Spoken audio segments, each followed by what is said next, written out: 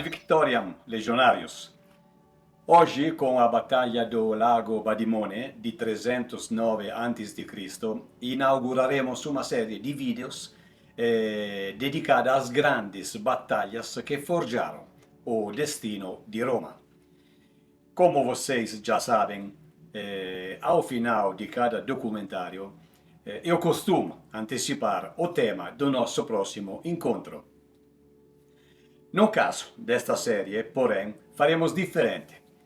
As batalhas surgirão de surpresa, sem aviso prévio ou alguma forma de antecipação, intercaladas sem nenhuma lógica entre os nossos vídeos habituais. Alguém de vocês já percebeu que nós já conversamos sobre algumas batalhas romanas, como por exemplo a primeira in absoluto, que a história nos informou, ou seja, a do Lacus Curtius, ou a primeira guerra ilírica, ou como as primeiras contra Aníbal em território italiano.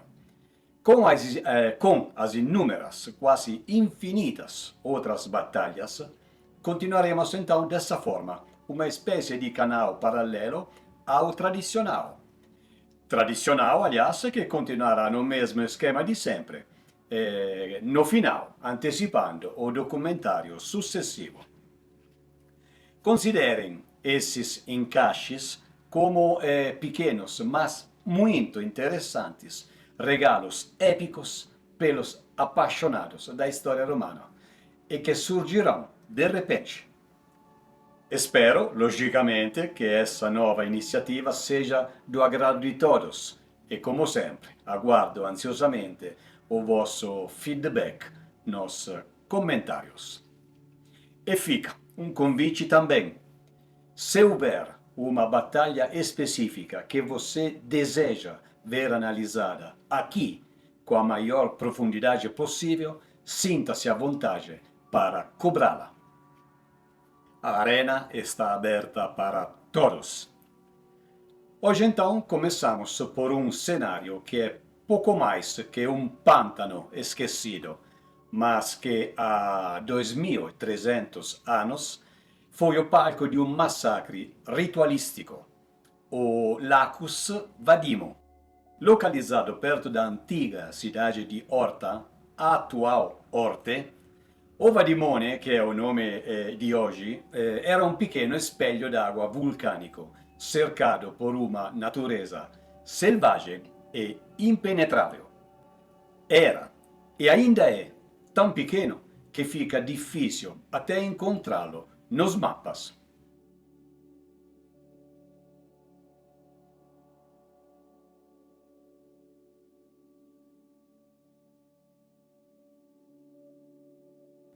As águas profundas e sagradas, onde os etruscos mergulhavam suas armas para pedir a proteção dos deuses, hoje não passam de um pequeno e silencioso pântano sulfuroso escondido na zona rural do Lácio, mas que ainda guarda o eco daquela última grande resistência.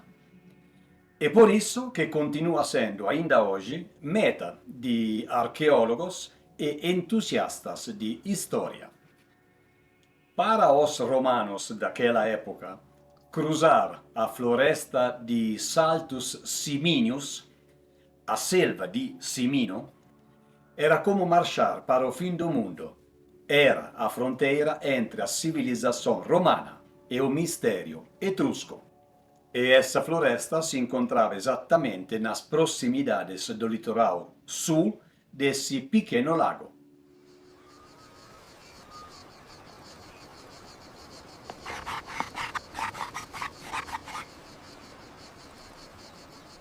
Os etruscos eram um povo extremamente refinado.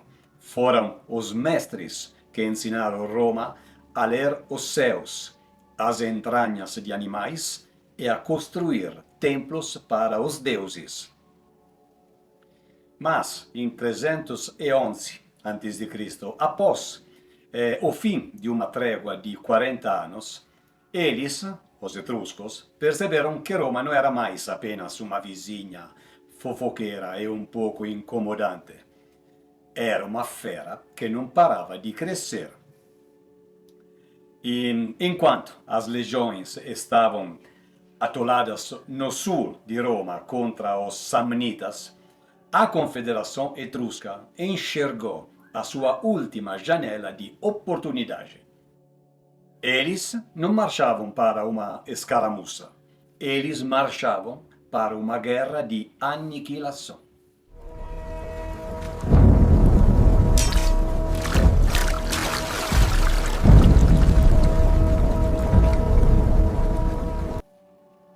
Para entender Vadimone, não basta apenas olhar para os mapas ou ir pessoalmente até lá.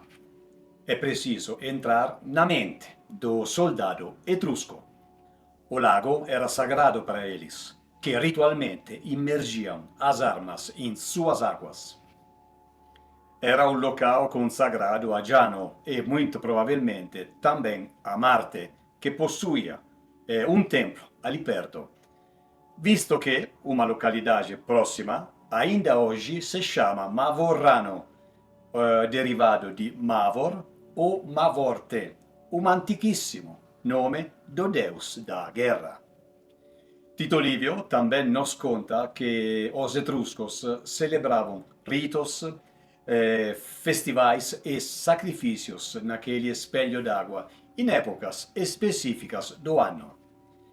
Mas os etruscos sabiam perfeitamente também que o bronze de suas couraças não seriam suficientes para conter a disciplina romana. Por isso, invocaram a Lex Sacrata, uma lei sagrada, sombria e terrível. O recrutamento se transformava em um ritual fanático. Cada homem escolhido pelos sacerdotes deveria apontar outro companheiro de igual coragem, criando assim uma corrente de responsabilidade pessoal e religiosa sob o olhar dos deuses infernais. O juramento era simples e brutal. Se cedam, sacer sim, se cedas, te interficiam. Ou seja, no latim arcaico, a tradução era aproximadamente essa: se eu recuar, que eu seja amaldiçoado. Se você recuar, eu te mato. O soldado que violasse esse juramento, então, tornava-se sacer, amaldiçoado, e estava sujeito à morte imediata. Sacer, na verdade, tem dois significados contraditórios: sagrado ou amaldiçoado. Se você estivesse caminhando pela Roma antiga, sacer era tudo aquilo que você não podia tocar. Podia ser uma estátua divina, sagrada e venerada no Capitólio, como também um traidor imundo caçado pelas vielas do bairro da Suburra. Ambos carregavam a mesma marca, pertenciam ao invisível. Ele não podia ser executado em um sacrifício ritual formal, tipo oferenda, mas como pertencia aos deuses e não mais aos homens, qualquer pessoa podia matá-lo na rua sem ser punida por assassinato. Ele estava literalmente amaldiçoado. Portanto, a morte dele, mais brutal, melhor. O Homo sacer pertencia aos deuses não como um bem precioso que deve ser protegido em um cofre, mas como um prisioneiro que foi banido para sempre do mundo dos vivos. Um lixo provisoriamente parado nas mãos sagradas dos deuses e que precisava ser tirado de vez daí no menor tempo possível. Qualquer um podia matá-lo porque ele era considerado um cadáver político e espiritual e que apenas se esqueceu de deitar no túmulo. Por isso a sociedade o repudiava por completo. Ele era considerado uma aberração impura. Quem assistiu ao vídeo No Coração da Sombra, Perigo e Sobrevivência na Roma Imperial, provavelmente lembra di Suburra, o bairro ou um dos bairros mais perigosos, mais infames de Roma republicana e especialmente imperial. Deixo o link na descrição para quem quiser assistir.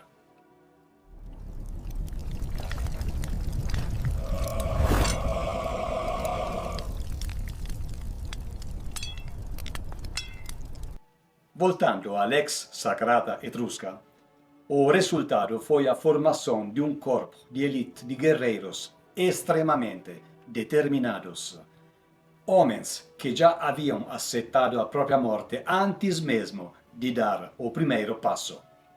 Agora, na nossa cômoda posição no futuro deles e olhando para trás, quando já tudo aconteceu, fica evidente que o grande erro histórico das cidades etruscas foi a incapacidade de formar um exército unificado, uma aliança militar coesa, que teria sido utilíssima para socorrer prontamente qualquer uma de suas comunidades que fosse atacada. Se tivessem feito isso, talvez a história não tivesse testemunhado a hegemonia di Roma no mundo antico, pelo menos non naquele fim do século IV.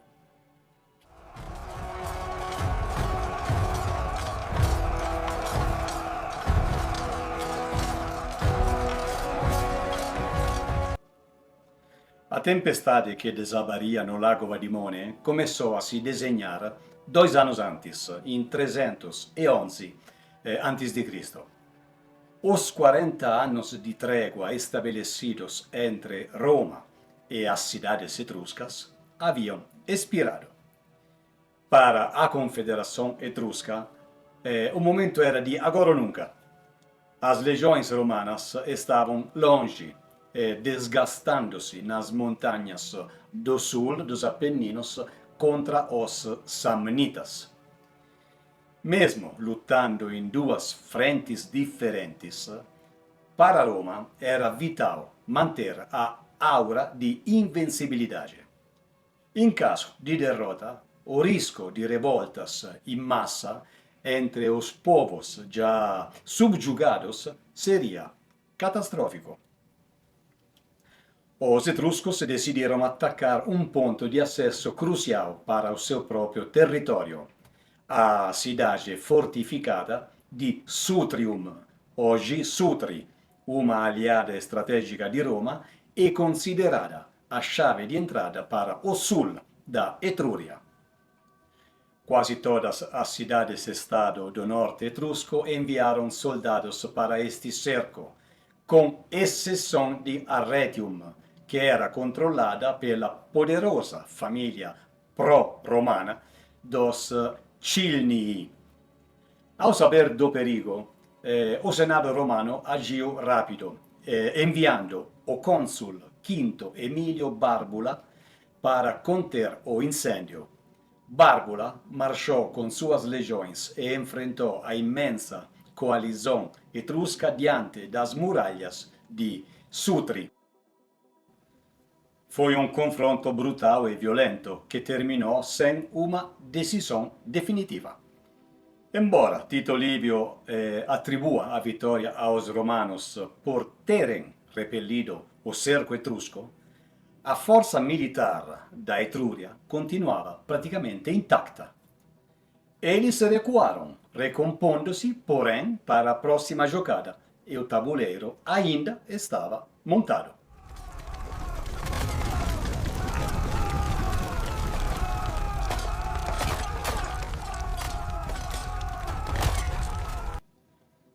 No ano seguinte, em 310 a.C., assume o comando o novo cônsul, Quinto Fabio Maximo Ruliano. Ruliano era já um herói nacional, um homem de temperamento vulcânico que, anos antes, quase foi executado por insubordinação pelo ditador Papírio Cursor, mas o povo e o Senado o adoravam por sua audácia. E de audácia era exatamente o que Roma precisava naquele instante. Enfrentando os etruscos novamente nos arredores de Sutrium, Ruliano percebeu que o confronto direto e estático apenas sangraria suas tropas. Ele decidiu então fazer o impensável, algo que os romanos temiam há gerações por pura superstição religiosa: cruzar a selva simina, Saltus Siminius.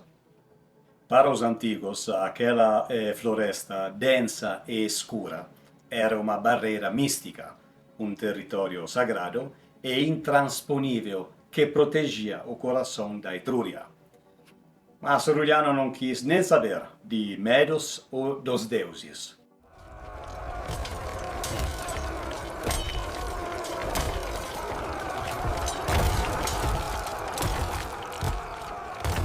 Ele marchou com suas legiões através da escuridão dos Siminos e surgiu como um fantasma de ferro nas ricas terras do centro da Etrúria.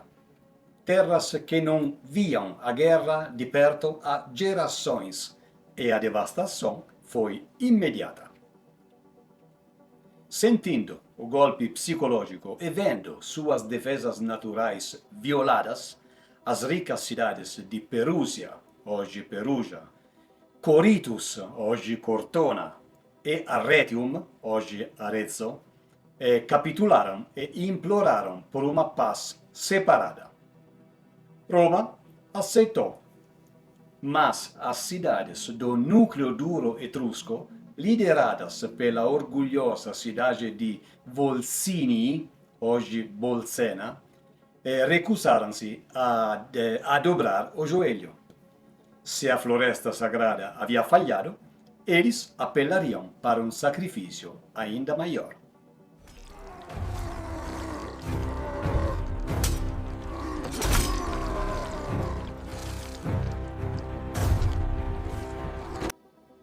Chegamos ao ano do julgamento, 309 a.C.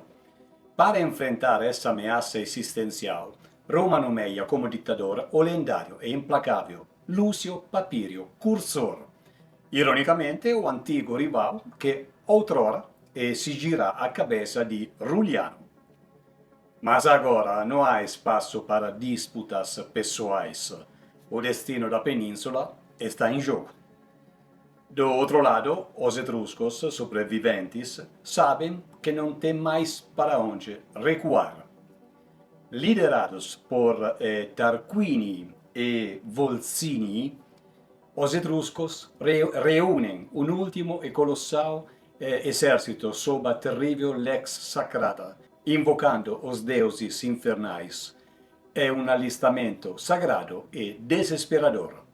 Assim ocorreu a maior batalha da história entre os etruscos e os romanos.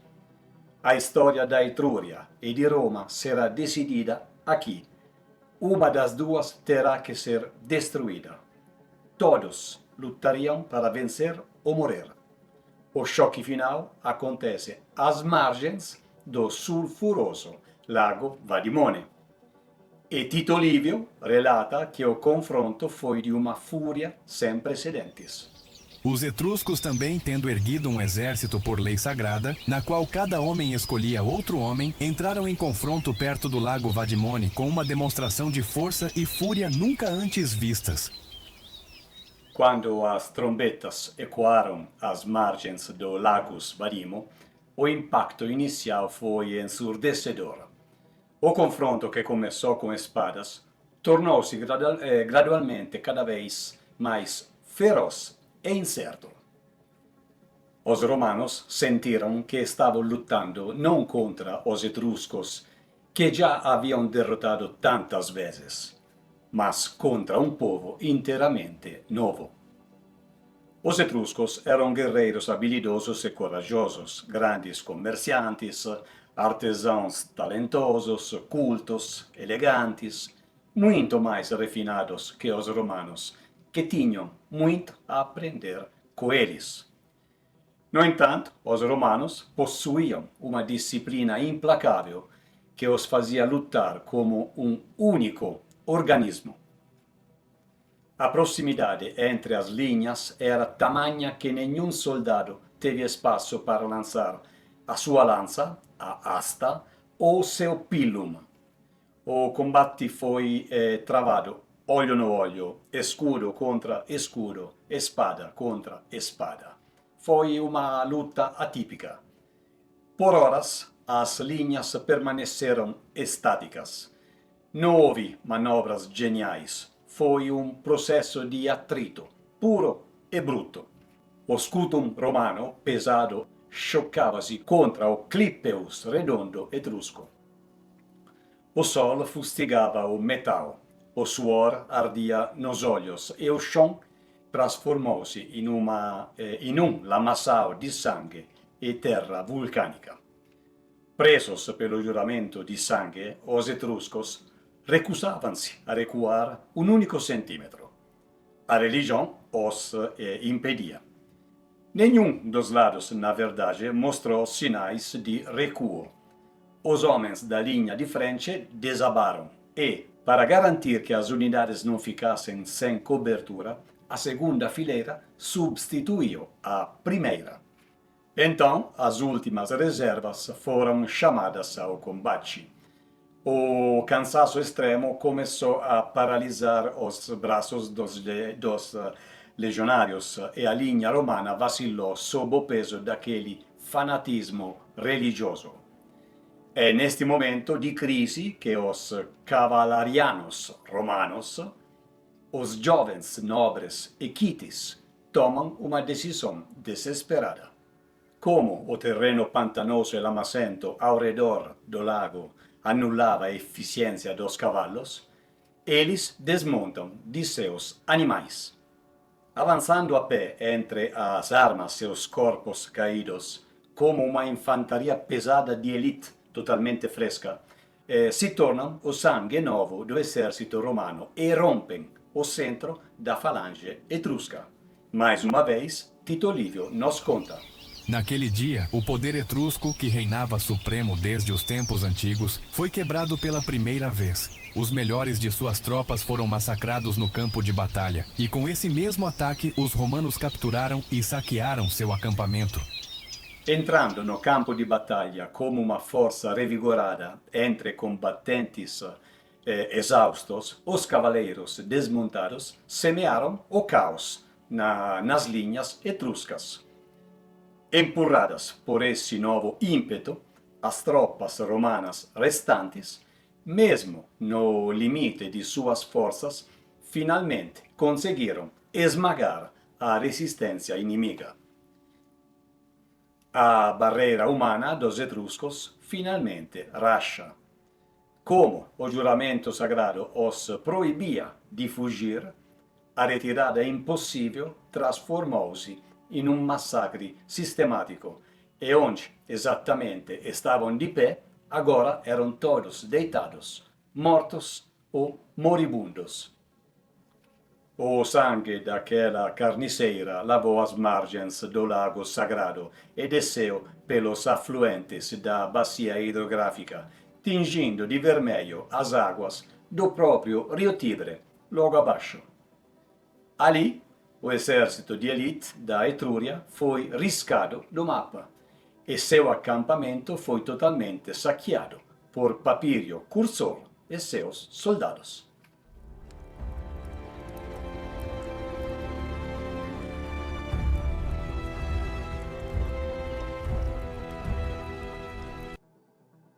As consequências de Vadimone são profundas, são silenciosas e definitivas. Não foi apenas uma derrota militar, foi uma verdadeira rachadura na coluna vertebral da civilização etrusca. A partir daquele dia do 309 a.C., a região da Etrúria deixa de ser uma potência política para se tornar lentamente um fantasma cultural. Aquela cultura magnífica com seus rituais de adivinhação e sua língua elegante começa a ser digerida pelo estômago insaciável de Roma. A Etrúria está militarmente derrotada, mas, em compensação, suas cidades ainda são todas livres. Na verdade, exceto por concessões territoriais significativas a Roma, a Etruria mantém intactas suas liberdades políticas, administrativas, comerciais e religiosas também. Após a Batalha do Lago Vadimone e após quase 100 anos de lutas contra Roma, os etruscos compreenderam que não poderiam vencer essa guerra sozinhos. Nada de irreparável havia acontecido ainda à sua gloriosa civilização, mas o sinal de alerta foi dado. A partir daí que os etruscos começaram a buscar contatos com os inimigos mais fortes e implacáveis de Roma, os gauleses e os samnitas, seus futuros aliados na luta contra a terrível vizinha. Para Roma, no entanto, Vadimone foi uma prova de maturidade. Ela descobriu que podia ser cercada, que podia lutar em duas frentes simultâneas, atravessar florestas malditas e vencer exércitos fanáticos, e que, ainda assim, encontrava os recursos físicos e psicológicos para prevalecer. O destino da Península Itálica estava sendo selado. Nós não sabemos quantas mortes ocorreram nessa batalha, mas, segundo Tito Livio, a do Lacus Vadimo foi o maior e mais dramático confronto que esses dois povos já travaram entre si. Onde antes havia o mistério e o misticismo dos deuses etruscos, agora haveria o pragmatismo da estrada romana, a frieza do imposto e a rigidez da lei. O Lago Vadimone hoje é apenas um pântano quase totalmente seco, mas o silêncio que o cerca é o mesmo silêncio de uma grande e poderosa civilização que ali deu um de seus últimos e mais valentes suspiros.